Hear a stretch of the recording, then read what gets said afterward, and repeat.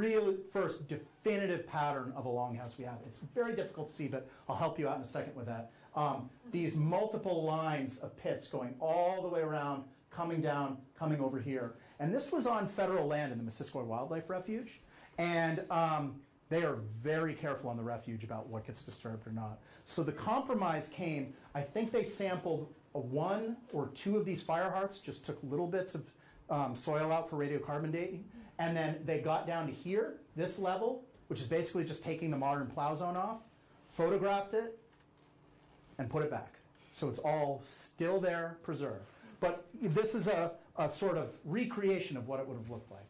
And again, this just took a while, so I'm going to show it to you. I show it everywhere I go. So this is what it would have approximately looked like. That's where one of the fire hearths would have been. And then again, the sort of superstructure of the longhouse would have been covered in bark. And then this is what it would have looked like inside. Now, obviously, I didn't recreate every post and beam in this thing. You know, archaeology is rarely that precise. But just to give you an idea of what it would have looked like. Nice work. Yeah, it took a while. And then coming out again and then stripping it all off. And this, although I think it probably dates earlier, is pretty much the exact location of what has been called Greylock's Castle, which was the early historic Missisquoi village going into the beginning around the 1730s, but at least as far as we know, but going into the 1780s and 90s. Again, I think this dates earlier than that, but it just shows you the sort of relived on landscape through time, going back 7,000 years. And with that, I'll stop. So do families live in the longhouse? Yeah, They each have their own little section of it? Yeah, and it's interesting because a lot of our analogies come from Iroquois longhouses, which were multifamily, and they were segmented. So usually there'd be some sort of super family relationship, either extended family or clan-based. But you'd have your little segment of the longhouse, each of which had a fire and a hole in the chimney, and sort of bunks and everything. Algonquin longhouses, we presume it was more or less the same, although how they decided who got to be in a longhouse is not well understood, particularly in Vermont. Right. In Maine, there's some analogs at Norwich Walk, some early Jesuit missions that we can look at for analogs, but still quite new. All right, thanks. Oh, yeah, go for it. I know there's been lore about and dispute about the Mohawk presence on the east side of the Lake Champlain. Do you see any evidence of? Not really, and I mean that was, Can you reiterate the question? Yeah. So, is there presence of Mohawks on the eastern side, basically the Vermont side of Lake Champlain? And archaeologically, almost none. In fact, supposedly there was a Mohawk pot found from a site called the River Site in Ferrisburg, but I don't know when that dates to. It could have dated post-European contact. So pre-European contact, almost none. There is some Iroquoian-esque pottery from a group that we really only know archaeologically. There was only one explorer that ever contacted them, Cartier. By the time the next explorer came down, they were all gone. And whether it was disease or the Mohawk or some combination of conflict, it's a big question in archaeology, they were gone. And we do see some of that pottery, particularly in northern Lake Champlain, but I am of the opinion that it was Algonquin. You can see them in the records start to petition for land grievances, but it's not at all clear that, those reflected at least archaeological reality.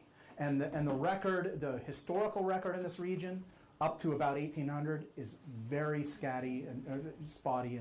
But obviously, after European contact, and particularly, once the Beaver Wars got going, and the Mohawk had, and all the Iroquois, had a massive expansionist sort of move to capture a lot of the fur trade. Things got very dynamic. But prior to that, archaeologically, prior to European contact, we don't see it archaeologically. Conversely, do you see an Algonquin presence on the west side of the lake? I'm less familiar, but certainly yes. I mean, there is that, again, that St. Lawrence Iroquoian pottery on the New York side of the lake, at least in the Plattsburgh area that I know of. But the New York side of the lake is very, I don't want to say poorly, but lightly studied. A lot of that is because in the middle and southern regions, there's almost no lakeshore. It pretty much goes, there's a little bench which has been thoroughly built on since the 1700s, and then the mountains. And it's not like our vast Champlain Valley on this side. So a lot of the areas that were available for study once upon a time, or where Native Americans lived and would have been available once upon a time, are now built over. And then once you get to the northern part of Lake Champlain, this sort of Chazy area, it's just almost terra incognita. Nothing's been studied. We know very little. And that's probably where, the Mohawk area was probably the most intense. But we know very little about it. But certainly Algonquian presence on the New York side of the lake is quite clear up through what I would term the late woodland period. Getting down to those time slices of like 1400, 1500, I'm not that familiar on that side of the state. The Mohawk, Yeah, go ahead, Carl. the Mohawk migration story, that they came from way off in the southwest, and when they got to the Long Lake, there was another people already here, and that's why they stopped on the west side of the lake. The Yeah. ones already here were the Abenaki. And there's some, not to go on, but this was called the Lake Between. It was a pretty firm boundary, and it was recognized as such, at least, like I said, until the Mohawk became very expansionist. And there's some interesting things about the creation myth of Otsiozo or Rock Dunder in Lake Champlain, and that's an Algonquian myth. And then you can see that the Mohawks sort of call it Rotzio, which is sort of like a mischaracterized version of Otsiozo, like they're adopting it later on. I mean, that's my own interpretation. I'm not a linguist, but all of these things you sort of attest to the Algonquian presence on the eastern side of Lake Champlain, up to and including early contact, again, until this expansionist thing. Yeah. I watch way too much National Geographic television. That's all right. The technology fascinates me with the LiDAR and all that. It seems like the state is reactive. Something's going to happen here, so we better go in and check it out. Do you ever see the day when you could say, we've never explored there, let's fly a plane over it? Oh, well, flying plane, yeah. I mean, LiDAR, I have to give all the credit in the world to A, the legislature, and B, to my colleagues at the Vermont Center for Geographic Information. We're in the lead, one of the leaders nationally in getting full state LiDAR coverage. And we will be there in about a year. In fact, you can look in most areas of the state right now, and I forget which counties, I think it's Windsor and probably Essex County. Maybe Essex is done, but almost the entire area is flown with sub-foot LiDAR. And so it's mind-blowing for archaeologists. In most cases, Native Americans left a kind of light footprint. But you can see a few things, which I don't want to really elaborate on. Because most of them, I think, are burial sites. But historically, I mean, stone walls and foundations, and I mean, you can see furrows in farm fields, and it's mind-blowing. It's absolutely game-changing. And for my colleagues that work in other parts of the world where there's temples and, I mean, it sees through the forest canopy. So, it's, I have a lot of colleagues, and in fact, I've done some work in the Brazilian Amazon, and every time they fly LiDAR over there, it just is mind-blowing. I mean. Has anything shown up that you're saying to yourself, oh, I can't wait to go check that out? Well, I have to, iterate, and perhaps this is my first time saying this, that I'm a preservationist. And so if it can be preserved, I want it to be preserved. Certainly I'm also an archaeologist, so I'm interested in the stories that artifacts and archaeological sites tell, but there's a lot of them that have been excavated. And so, there's no shortage of narratives that are in those boxes for us to look at. And so we concentrate on the areas that are going to be destroyed. Now, having said that, you saw that map with the eastern part of the state, where especially areas west of the Connecticut, it's like there's nothing known. And so, you know, we at the state do think long-term that some sort of survey in the eastern part of the state to understand what's going on there archaeologically is important.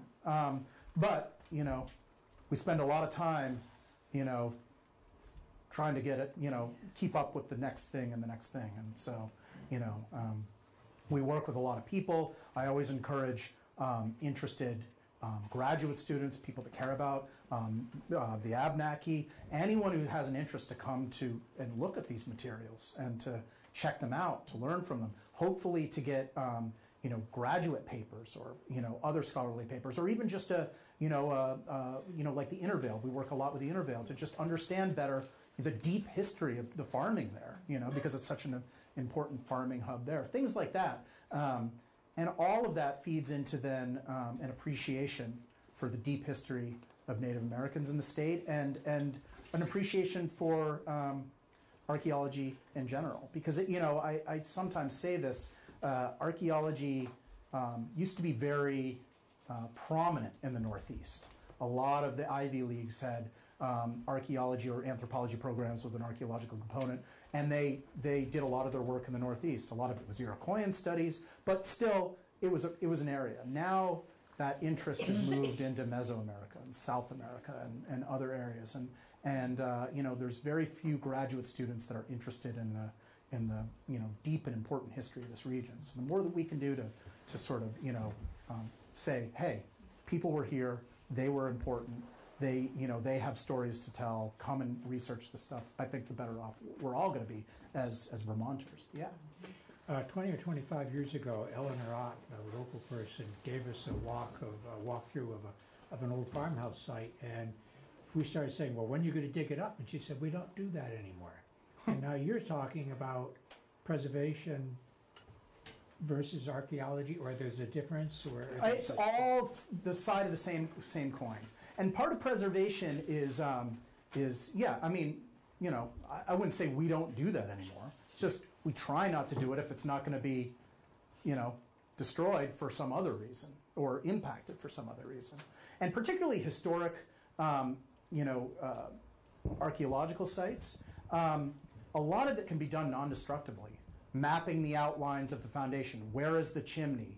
How are the walls arrayed and the compound arrayed? A lot of that can tell you really interesting stuff about the time period, the ethnicity of the people that did that, how they were learning to make a lot of things they were bringing over and have a lot of details. The artifacts certainly fill in that historic story, but you have to have a really good, what we call research design, to understand what you're doing before you're going to put a lot of holes in the ground. The other reason why, you know, we say we're preservationists is, you know, Warren Moorhead, who's a sort of infamous character in archaeology, it seems like there wasn't a place in North America that he didn't go to.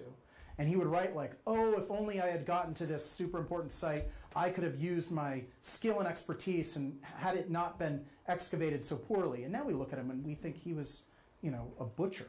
You know, he did horrible things to archaeological sites. And so we try as archaeologists to not have that hubris, because we know in 50, 100 years, you're going to be able to wave some sort of electronic wand over the ground and know exactly what's in it without ever disturbing it at all. And so the more that we can keep in the ground and preserve for that time and that place, the better off we're going to be. And yeah, people get that itch, they want to go look. But you know, as a state archaeologist, if a graduate student or someone comes to me and says, I have this research design, we'll have to vet that very carefully. What is the value of going to survey it now versus using an existing collection? You know, what can you bring to the table when it would otherwise be preserved for some future date? And it's not to say I wouldn't say yes or grab stakeholders and ask their opinions, but it's just to say we don't just say, yeah, go for it. You know, I mean, we're sort of at the time where we have to be judicious about that. Now, it's a no-brainer. If it's going to be destroyed, you go excavate it, or at least a sample of it, and you work with the stakeholders to come to a good resolution.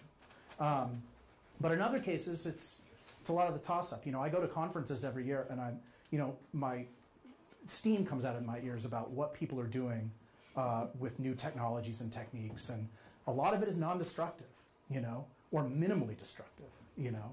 So it's amazing. Yeah. Can you speak a little bit about what you do or don't know about native presence here through archaeology? In Vermont? No, this Washington County. Oh, Washington County. Yeah, like I said, it's no doubt Native Americans were here throughout time, throughout prehistory, and through contact. In fact, there's some interesting ethnohistoric accounts of historian Jill Mudgett gave me a very interesting little piece about early 1800s, like basketry fair in Barrie and things like that. So they were here through time. And relative densities of people here versus in the Champlain Valley or on the Connecticut River, it's difficult to say, A, because we don't have a lot of data, and I often say this when I teach classes, trying demography, or the study of populations in the ancient past, is the most thankless task an archaeologist can do, because you can run all the statistics in the world, and as soon as you publish your paper, you put your findings out, there's a million ways to chop it to bits. It's just difficult to find out population densities or groups of people in the past, particularly in areas like here. But were they here? Were there people throughout time? Absolutely. All right, thanks, folks.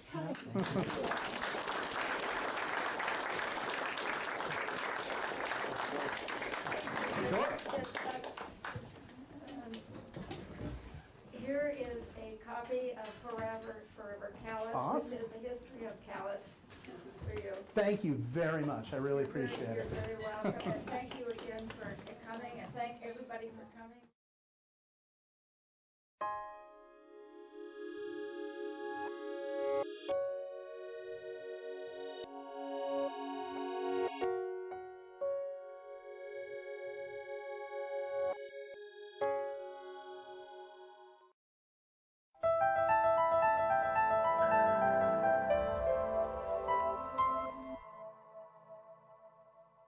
American Flatbread has been an institution in the Mad River Valley for many, many years.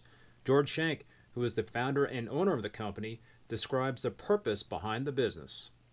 Yeah, the mission of American Flatbread has always been to produce meaningful food and to have a viable business that was responsible and supportive of its community and its environment, that was a constructive place to work. And that sort of made sense in a kind of simplistic way. And that has taken many forms.